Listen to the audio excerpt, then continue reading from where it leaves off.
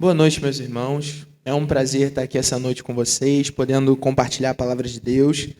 É com muita alegria que eu volto a esse púlpito e voltarei outras vezes, e sempre muito feliz de estar aqui em casa, né? E eu queria convidar os irmãos para essa conversa de hoje, para que vocês abram no Evangelho de Mateus, no capítulo 5, no verso 21.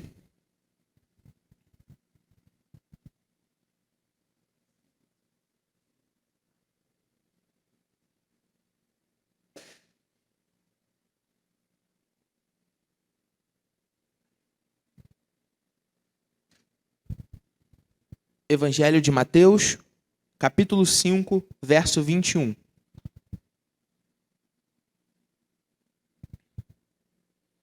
Nós vamos ler do verso 21 até o verso 26, e o texto diz assim: Vocês ouviram o que foi dito aos seus antepassados: não matarás, e quem matar estará sujeito a julgamento. Mas eu digo a vocês que qualquer que se irar contra o seu irmão estará sujeito a julgamento. Também qualquer que disser ao seu irmão racá será levado ao tribunal, e qualquer que disser louco corre o risco de ir para o fogo do inferno. Portanto, se você estiver apresentando sua oferta diante do altar, e ali se lembrar de que o seu irmão tem algo contra você, deixe sua oferta ali, diante do altar, e vá primeiro reconciliar-se com seu irmão. Depois volte e apresente sua oferta. Entre em acordo depressa com seu adversário que pretende levá-lo ao tribunal. Faça isso enquanto ainda estiver com ele a caminho, pois caso contrário, ele poderá entregá-lo ao juiz, e o juiz ao guarda, e você poderá ser jogado na prisão. Eu garanto que você não sairá de lá, enquanto não pagar o último centavo. Senhor Jesus, nessa noite nós nos reunimos como igreja, em volta da Tua palavra, sentados aos Teus pés para aprender de Você, para ouvir de Você, Jesus.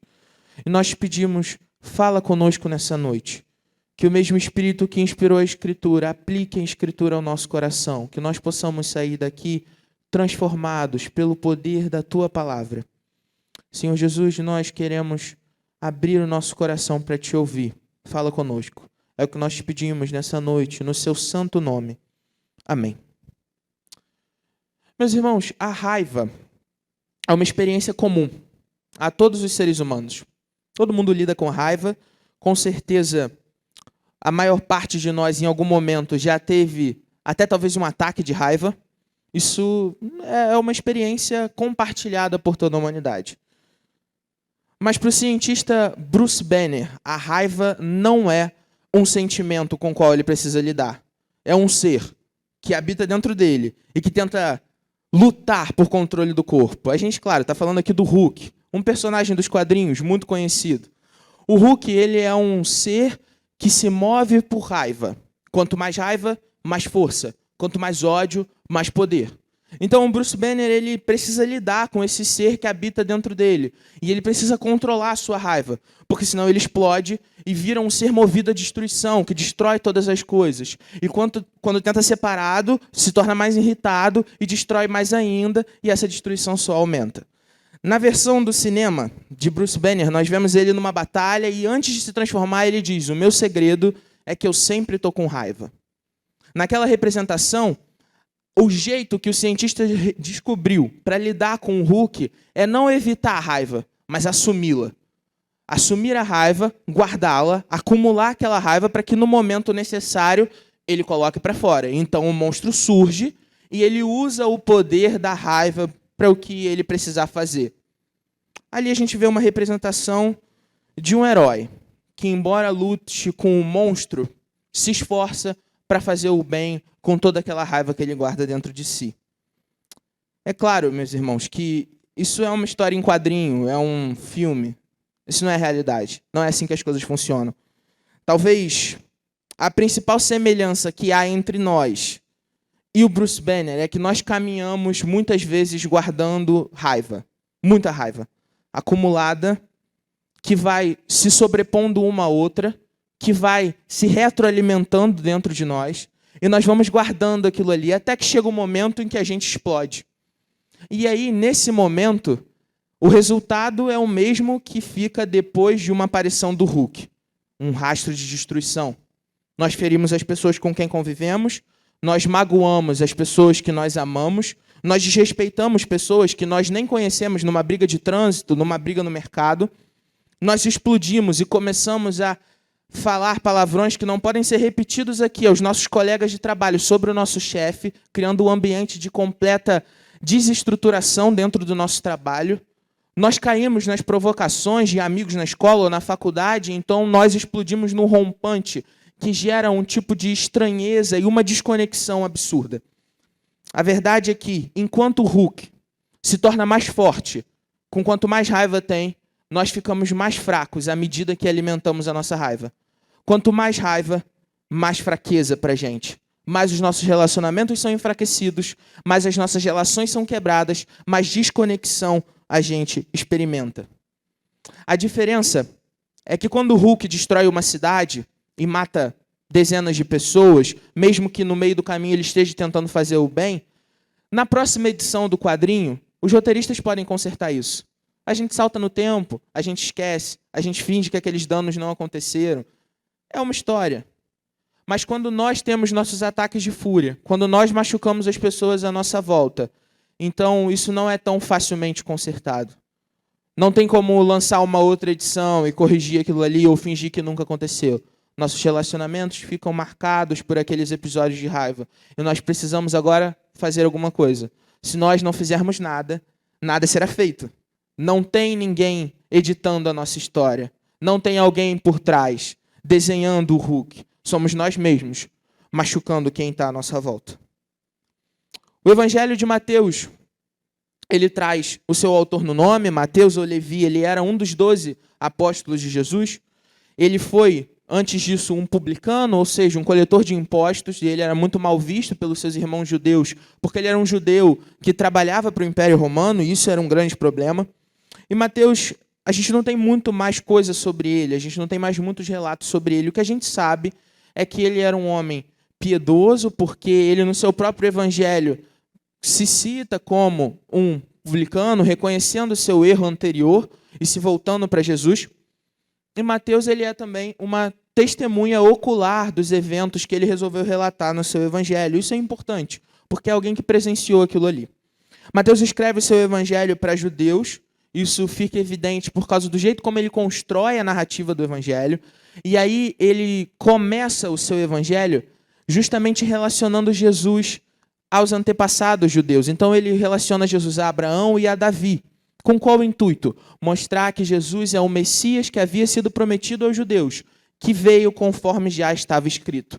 Essa expressão é muito importante no Evangelho de Mateus, porque é isso que ele está fazendo. Ele está falando para os judeus, olha, Jesus, esse que veio, que morreu e que ressuscitou, esse é o Messias que nós esperávamos. Ele veio conforme já estava escrito. Então ele começa com a genealogia de Jesus, depois ele relata o seu nascimento, e ali também a sua parte da sua infância, a anunciação do seu nascimento, parte da sua infância, justamente para poder reforçar essa ideia de que Jesus está cumprindo promessas que tinham sido feitas. Ele também relata o batismo e a tentação de Jesus como cumprimentos dessas promessas. Então, logo depois de relatar o início do ministério de Jesus na Galileia e a chamada dos primeiros discípulos, a gente chega no capítulo 5, que é o capítulo que a gente está. E aqui Mateus inicia uma série de outros discursos que vão aparecer durante todo o Evangelho. Esse é o primeiro de 5 discursos que aparecem no Evangelho de Mateus.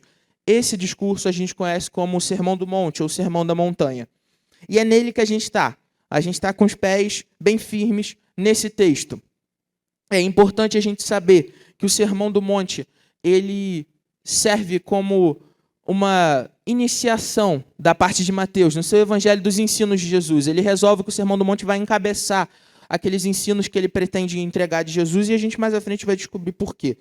Então a gente está na primeira metade do discurso do Sermão do Monte, quase que no início, e a gente está numa parte que encabeça uma sequência lógica que Jesus vai fazer, que segue a seguinte estrutura. Vocês ouviram o que foi dito, eu, porém, vos digo. Jesus vai fazer isso para poder reinterpretar uma série de ensinos que eram comuns do seu tempo. Então ele vai dizer, vocês ouviram o que foi dito aos antepassados, eu, porém, vos digo. É importante que para isso a gente tenha em mente o versículo 17, que a gente não leu, mas que é logo anterior. Que no versículo 17, Jesus vai dizer, eu não vim abolir a lei, mas eu vim cumprir.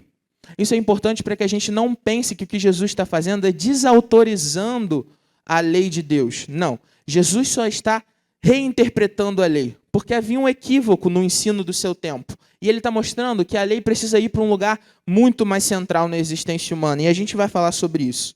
Então, o que Jesus está fazendo é pegando a lei de Deus, que ele veio cumprir, não abolir, e a reinterpretando, reensinando aos seus discípulos. E Jesus começa a fazer isso justamente falando sobre o homicídio e a raiva. Sobre isso que a gente vai conversar hoje. Então, Jesus começa essa sequência relembrando os ouvintes do 5º mandamento: não matarás. E aí Jesus diz: olha, vocês ouviram o que foi dito aos seus antepassados: não matarás. Eu, porém, vos digo: qualquer um que se irar contra o seu irmão incorre em erro. Então, o que Jesus está fazendo aqui parece que radicalizar a lei. Ele diz: olha, antes era não matem, agora não se irritem. Não se irritem, porque senão vocês já erraram. Se o problema antes era o ato, agora eu não estou preocupado só com o ato. Eu estou preocupado com o sentimento que prevê o ato, que inicia o ato. Então Jesus questiona esse ensino que está mais preocupado com as ações, ignorando os sentimentos e aquilo que se passa internamente. E Jesus vai lá e cutuca no lugar mais profundo. Aqui a gente precisa fazer 2 considerações. A gente precisa, antes dessas 2 considerações, entender que é a raiva alimentada, que é o ódio reforçado e que vai sendo guardado e sendo alimentado cada vez mais, que é o princípio do homicídio. A gente precisa ter isso em mente. É esse o raciocínio que Jesus está fazendo. Então, 2 considerações são importantes.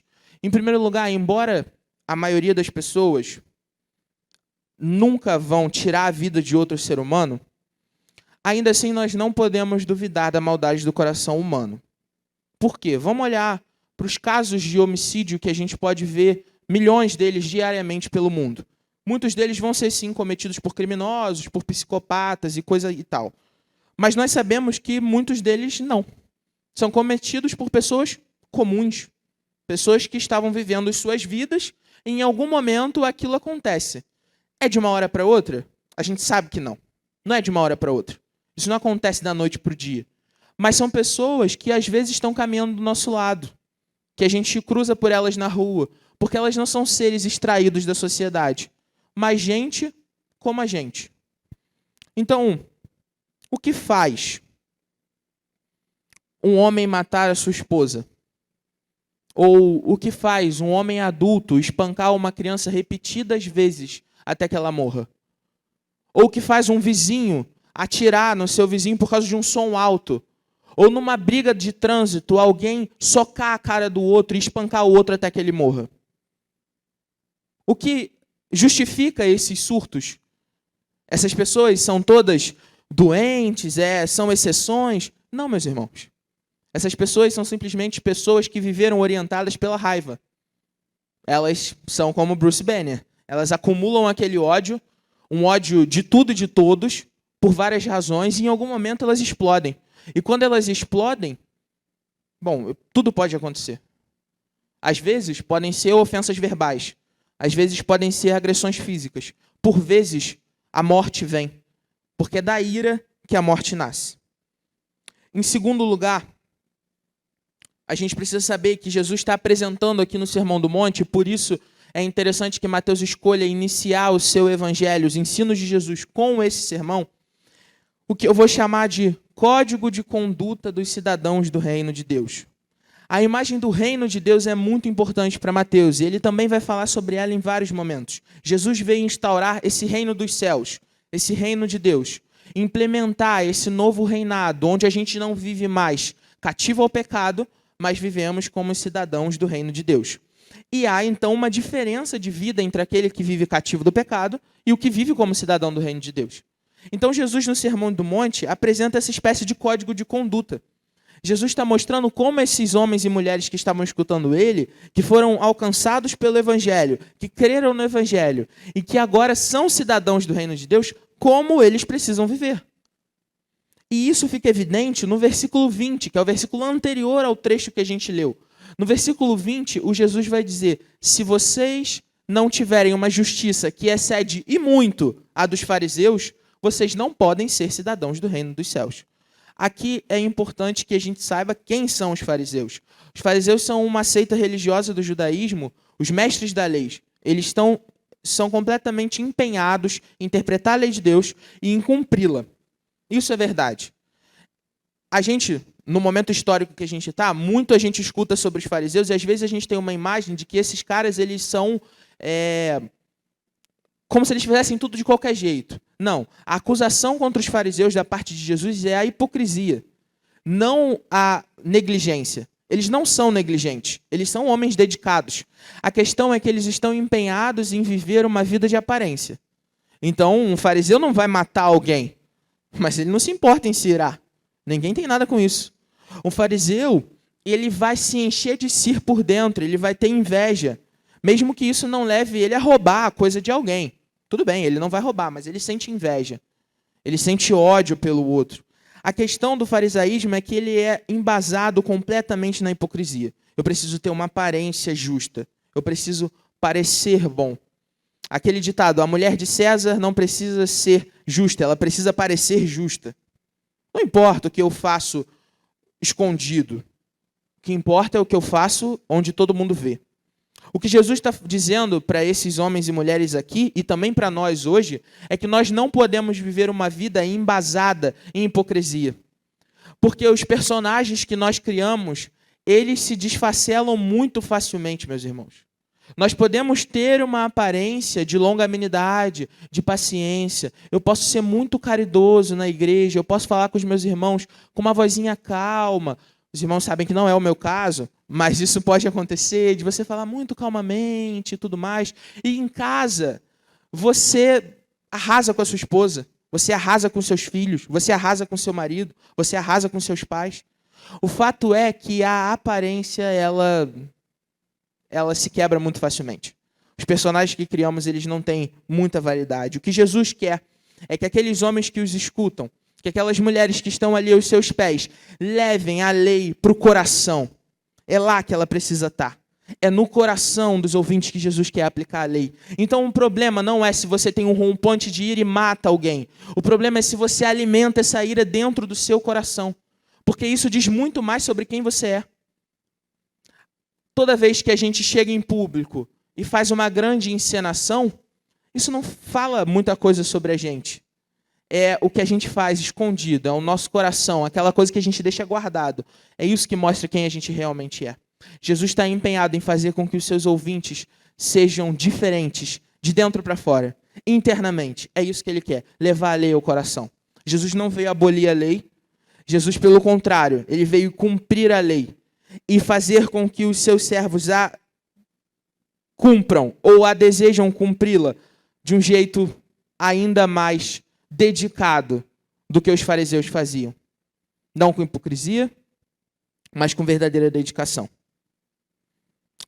Mas de onde vem a raiva? Essa é uma pergunta importante. Se nós estamos falando sobre raiva, nós precisamos entender qual é a origem desse sentimento. A raiva vem das situações externas de estresse ou ela vem de um coração corrompido? É claro que as situações estressantes contribuem para nos irritar. Se a gente passa por uma situação de estresse, é normal que aquilo ali vá deixar a gente irritado. Aqui eu não pretendo negar isso. Mas a verdade é que a ira alimentada, ela vem de dentro. Ela não está condicionada às situações. É o nosso jeito de reagir às situações. Por quê? Porque nós não temos o controle sobre as situações externas de estresse. Essa mentalidade de que nós vamos conseguir diminuir o nosso estresse ao máximo em algum momento é utopia, nunca vai acontecer. Sempre vai ter alguma situação que vai te tirar do sério, seja ela qual for. Cada um vai ter o seu ponto fraco, uma coisa que te irrita mais do que outras coisas. E isso é natural. O nosso papel é decidir como nós vamos reagir a essas situações de estresse. Então, não tem a ver com quanto meu chefe me cobra. Tem a ver com como eu escolho reagir à cobrança dele. Não tem a ver com quanto os meus cônjuges ou os meus pais me criticam em relação à bagunça que eu faço em casa. Não, tem a ver com o jeito como eu resolvo reagir a isso. Não tem a ver com a provocação no meu colega de turma. Tem a ver com o jeito como eu decido reagir a isso. Não tem a ver com um cara que te fechou no trânsito quando você estava vindo para a igreja. Hoje a gente está em casa, mas quando a gente vem para a igreja, às vezes acontece. O cara te fecha no trânsito e você chega na igreja revoltado. Porque aquele cara é um filisteu. Mas o problema não é ele. Ele está errado, claro. Mas o problema é como você decide reagir a isso. A verdade é que a gente não pode buscar situações que eliminem completamente o estresse. Isso não vai acontecer. Jesus nos chama a reforçar o nosso coração contra a ira. Nós precisamos caminhar mais perto de Jesus, para que a ira caminhe mais longe do nosso coração, o mais longe possível. Eventualmente, nós vamos nos irritar. Tudo bem. Isso vai acontecer. Nesse aspecto, nós precisamos ter humildade, sinceridade para nos desculparmos, para pedirmos perdão, para darmos um passo atrás, dizermos, olha, eu errei, eu não devia ter feito assim. Mas nós somos chamados a buscar ao máximo controlar esse ser que vive dentro de nós e que quer explodir a todo momento. Porque nós fomos chamados para caminhar com Jesus. 2 fatores principais são responsáveis por nos tornar propensos à raiva e menos propensos a buscar o caminho da tolerância. Em primeiro lugar, o nosso senso de justiça própria. Nós somos construídos, enquanto sociedade, numa visão de que eu preciso me preservar. Há um clamor pela coletividade, em algum aspecto, mas há ainda um grito muito maior pela individualidade. Então, quando eu faço um discurso social do tipo precisamos nos unir, precisamos caminhar juntos, não sei o quê, normalmente isso está alinhado com o que eu quero para o mundo. Preciso que você caminhe do meu jeito, fazendo as coisas como eu quero. Porque a minha visão de mundo ela é muito boa. Você só precisa concordar. E a gente caminha junto. A verdade é que a gente está fundamentado nessa visão de justiça própria. De que o meu jeito de fazer as coisas é o melhor. De que a minha maneira é a maneira certa. E quando as coisas não saem como eu quero, eu me irrito. A verdade é que a justiça própria é uma tentativa ridícula de conformar a realidade ao nosso próprio jeito. Eu me ofendo e me irrito porque alguém faz ou diz algo que eu acho que está em desacordo com o que eu quero, com o que eu acredito. Então eu surto. Como pode alguém fazer algo que vai contra a minha ideia? Porque a minha ideia é muito melhor do que qualquer outra. Então nós construímos a nossa vida baseados nisso. Nessa perspectiva de que eu preciso de tudo do meu jeito. E quando alguém não faz as coisas do nosso jeito, a gente se irrita. Vamos fazer um exercício agora. Pense no último conflito que você teve com qualquer pessoa. Não importa. Pensa em um pouquinho. Talvez você demore mais, talvez você pense mais rápido, ok. Agora, honestamente, ele não teria sido mais facilmente resolvido se você tivesse desistido dessa ideia de que você foi injustiçado, de que você foi atacado no seu ego de maneira que aquilo ali é indesculpável? Se você tivesse dado um passo atrás, tipo assim, ok, isso me chateia. Não era o que eu esperava. Mas vamos conversar sobre isso? Deixa eu te explicar meu lado da história. Aqui não é uma conformidade com o que o outro diz ou pensa sobre você. Não. É uma atitude de tolerância. Quando alguém diz algo que me ofende, que me machuca, que ataca o meu jeito de enxergar as coisas, eu não preciso surtar. Eu posso simplesmente dizer, eu acho que não é muito bem por aí. Eu penso assim. Se outro cara disser, eu penso assado, você fala, beleza. Vai na tua, eu vou na minha, e a gente continua indo junto, porque não tem problema. São coisas que muitas vezes não são centrais. É claro que nem todos os conflitos que nós temos são iniciados por uma questão de justiça própria. Mas, honestamente, meus irmãos, a maioria deles são. A gente está sempre muito preocupado com o nosso próprio eu. A gente está muito preocupado com como aquilo que o outro disse me machuca e como que eu saí disso completamente injustiçado e sendo humilhado e eu nunca mais vou olhar para a cara daquela pessoa porque aquela pessoa me desrespeitou e coisa e tal. Isso é só um tipo de exercício do eu sou muito bom, não preciso me sujeitar a nada, eu não preciso de ninguém, eu posso caminhar sozinho, é isso aí. Então nós precisamos reconhecer que muitas vezes esse é o problema. O segundo fator que alimenta a raiva é a nossa incapacidade de perdoar sem reservas. nós temos uma resistência muito grande a assumir o ônus que vem com perdão. A gente até, como cristão, a gente vai dizer que a gente quer perdoar. E que a gente até vai perdoar. E às vezes a gente chega para o outro e fala assim, não, eu te perdoo, mas você tem que entender que o que você fez é um absurdo. A verdade é que não é assim que o perdão funciona. Não tem a ver com eu te perdoo, mas você precisa entender. Não. Quando você assume o perdão, você assume o ônus que vem com o perdão. Toda reconciliação precisa de uma atitude de perdão e toda atitude de perdão traz com ela malefícios. Porque você assume para si toda a culpa daquela situação, mesmo que você esteja certo, não é esse o ponto. É que você desiste de lutar pela sua justiça e simplesmente resolve apostar mais na relação do que em qualquer outra coisa. Então, quando eu sustento um perdão condicional, eu não estou perdoando coisa nenhuma. Eu estou ainda querendo que o outro pense como eu penso. Quando eu desisto de fazer o outro pensar como eu penso. Quando eu digo, eu quero te pedir perdão pelo que aconteceu. Vamos caminhar junto. Vamos seguir junto. A gente vai crescendo, a gente vai aprendendo e, eventualmente, você vai ter oportunidade de conversar com aquela pessoa sobre o que aconteceu. Olha, aquilo aconteceu porque eu esperava isso aqui. A outra vai falar, poxa, mas eu esperava outra coisa. A raiva já passou, já tem tempo, aquilo ali não importa mais. E aí vocês crescem juntos. Tem um tipo de relacionamento equilibrado, porque houve tempo e disposição para perdoar sem ressalvas. Sendo assim, o que a gente pode fazer para combater a raiva é combater esses dois pontos. Primeiro, a gente precisa abrir mão da nossa justiça própria e depois a gente precisa aprender a perdoar sem ressalvas. Antes da gente conseguir abrir mão da nossa justiça própria, a gente precisa fazer um exercício interno de querer abrir mão da nossa justiça própria. Esse é o primeiro passo e ele é muito importante. Nós precisamos decidir que a gente vai dar o braço a torcer, que a gente vai deixar de lado o nosso próprio ego, que a gente vai se entregar em prol de um relacionamento saudável, seja com quem for.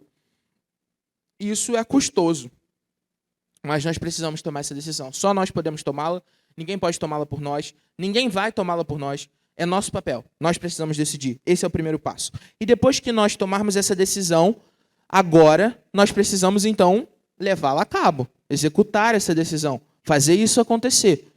Abrir mão da nossa justiça, abrir mão do nosso ego, abrir mão do nosso eu e se dedicar à construção de um relacionamento mais equilibrado. Nós precisamos reconhecer que é a nossa busca por controle que nos leva ao descontentamento e à raiva em relação às atitudes dos outros. É quando nós queremos conformar tudo ao nosso jeito. É aí que nós nos tornamos irritados e irados, porque as coisas não saem como a gente esperava que saíssem. Eu vi essa semana um exemplo disso na rede social, e era uma publicação, e em linhas gerais ela dizia assim, você precisa se libertar da culpa cristã. Você precisa se libertar da culpa cristã, porque a raiva ela é pedagógica, ela é importante, a raiva é boa, porque ela te ensina, e querer que as pessoas ruins se deem mal é bom. É claro que não foi com essas palavras tão bonitas assim, né? As pessoas estavam com raiva, né? A raiva era boa para elas, então elas estavam com raiva. O fato é que esse discurso ele é problemático em vários níveis, não só porque ele ignora todos os ensinos de Jesus sobre o amor aos inimigos, a gente nem vai entrar nesse ponto aqui, mas o problema é que ele sustenta uma visão que faz parecer que existe um consenso entre quem são as pessoas ruins e quem são as pessoas boas. A verdade é que quem sustenta esse discurso acha que a maldade ela é relativa, vai da cabeça de cada um. Então, eu acho alguém ruim, você acha outra pessoa ruim, sem problema. Sendo assim, tem gente aí fora que acha que a gente que está aqui reunido, mesmo virtualmente, não importa, somos pessoas ruins. E quem somos nós para dizer outra coisa para essas pessoas? Então sintam ódio da gente, porque é bom. É bom sentir ódio de gente ruim. A verdade é que elas se sustentam em cima desse discurso de que tudo é relativo, a maldade é relativa. Então tem coisa que é boa para mim, tem coisa que é boa para você. Mas nós não fomos chamados a sustentar a nossa ideia de bom ou ruim na nossa justiça própria, mas na justiça de Deus. Sendo assim, o ódio bom é o ódio despejado sobre gente ruim, Isso é balela, porque não está nas nossas mãos. A gente tem escritura para nos orientar o que é certo e o que é errado. Não é a minha perspectiva. Sendo assim, eu também não sou o responsável por despejar ódio em cima dessas pessoas. A escritura nos orienta claramente, a vingança pertence ao Senhor. Quando a gente olha para a justiça que vem da escritura, da justiça que vem de Deus, e a gente reconhece pessoas que vivem em inconformidade com essa justiça, eu não fui chamado para ser um paladino que vai lá e corta a cabeça desse cara. Ah, Jesus me chamou para isso. Não. Eu sou chamado a ir até os pés de Jesus e dizer, Jesus, quebra a cabeça do ímpio. E aí isso pode ser chocante, mas os salmos estão lá. A verdade, o que os salmistas estão fazendo é entregando a raiva justa deles, porque é baseada na justiça de Deus, aos pés de Jesus. Quando a raiva ela é orientada pela justiça de Deus, você pode, sem peso na consciência, orar para que Deus cumpra o juízo dele sobre aquelas pessoas. Mas nós sabemos que quando a raiva vem do nosso coração, você não tem coragem de pedir para Jesus ir lá tacar ódio em cima do irmãozinho que te zoou na escola ou que te fechou no trânsito. Você não tem essa coragem, porque você sabe que é você que está errado. Então, quando a nossa raiva é orientada pela justiça de Deus, o nosso trabalho é ir até os pés de Jesus. Quando ela é orientada pela nossa própria justiça, o nosso trabalho é mortificar a nossa carne, para que a gente entenda que nós precisamos caminhar baseados na justiça de Deus e não na nossa própria. A segunda coisa que nós precisamos fazer, e isso é automático, seguindo essa linha de raciocínio, é a prática do perdão que assume o ônus da reconciliação. Perdão que é dado livremente, que é dado sem ressalvas. Perdão que aprendeu a perdoar com o próprio Deus, que nos perdoou livremente, sem ressalvas, e que assumiu todo o ônus da reconciliação. Meus irmãos, a ira de Deus foi depositada em Cristo, na cruz. Foi na cruz que toda a ira justa, uma ira não baseada em justiça própria, mas em justiça divina, que por causa do reto caráter de Deus, é justiça plena. Essa ira foi depositada em Jesus na cruz. Todo o ônus da reconciliação foi o Pai que depositou em Jesus. Foi o próprio Deus que sofreu todo o ônus da reconciliação. Nós somos alcançados graciosamente. E Jesus nos chama para uma nova vida. Mas Ele não nos cobra as coisas que já fizemos. Jesus não senta com a gente e diz assim, olha, eu te perdoei. Mas você precisa entender que o que você fez, cara, é um absurdo. Não, Jesus diz assim, eu te perdoei. Eu rasguei o escrito de dívida. Você não está mais em débito comigo. Você não está mais em débito com o Pai. Isso passou. Agora, você é cidadão do reino de Deus. Você tem uma cidadania plena. Você é co-cidadão dos santos. Você agora vive, não mais no reino das trevas, mas no reino da luz. Agora você precisa viver de um jeito diferente. Para entrar aqui, para caminhar do meu lado, para ser mais parecido comigo, é isso que você quer, não é? Quando você creu em mim, então você precisa ter uma justiça que exceda e muito a dos fariseus. Mas olha, eu sei que você não vai conseguir o tempo todo. Tá? Eu não estou aqui imaginando que você vai ser perfeito o tempo todo. Não, Jesus vai dizer, eu sei que você vai errar. Tudo bem, você foi perdoado por isso também. Também não vou te cobrar pelos pecados que virão, porque eu também tive todos eles depositados sobre mim na cruz. O que você precisa fazer agora é reconhecer os seus erros e caminhar em conformidade à sua nova cidadania. Você tem um novo código de conduta, você tem uma nova constituição, e essa é celestial, e é baseado nela que você precisa caminhar. Se nós queremos nos livrar da raiva, nós precisamos seguir o exemplo do bom Redentor. Jesus não estava empenhado na sua justiça própria. Jesus aceitou as ofensas, Jesus aceitou a tortura, Jesus aceitou a perseguição sem medo, sem voltar atrás, sem fugir, sem resistir e principalmente sem revidar. Porque ele tinha poder, muito mais poder do que eu. Jesus não precisava nem de um Hulk para destruir todos aqueles. Podia ser uma coisa mais Thanos, estalo de dedo, acabou. Era o suficiente. Mas Jesus não revidou, porque ele não estava empenhado na sua própria justiça. Jesus, ele estava empenhado na justiça do Pai. E é por isso que quando acontece aquele episódio no templo, onde as pessoas estão comerciando dentro da casa de Deus, Jesus não responde com ódio descontrolado, como alguns pensam. Jesus responde com zelo. Zelo à justiça de Deus. Jesus não xinga aqueles homens, ele prega para eles. A casa do meu Pai será chamada casa de oração. Jesus expulsa aqueles homens porque ele tem zelo à justiça do Pai, não à sua própria justiça. As ofensas que vêm, ele as aceita livremente, porque ele sabe que ele está ali em dedicação, em submissão ao Pai.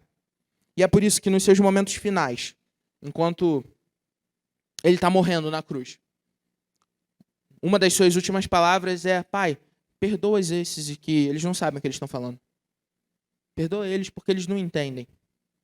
Jesus está empenhado em assumir sempre todo o ônus da reconciliação. E ele clama a Deus perdão por aqueles que estão o ofendendo naquele momento, os que o colocaram naquela cruz. Como cidadãos do reino de Deus, nós somos chamados a viver livre do ódio.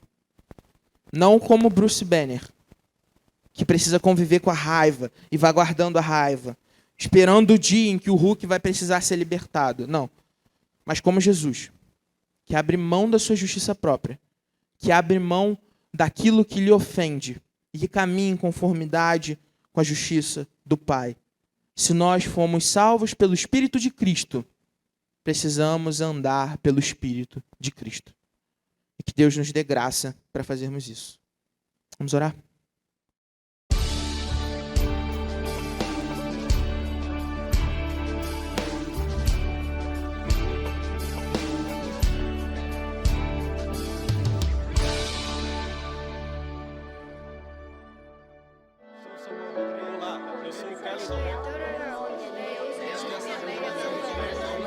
Igreja Presbiteriana do Brasil, há 160 anos, abençoando a nação brasileira.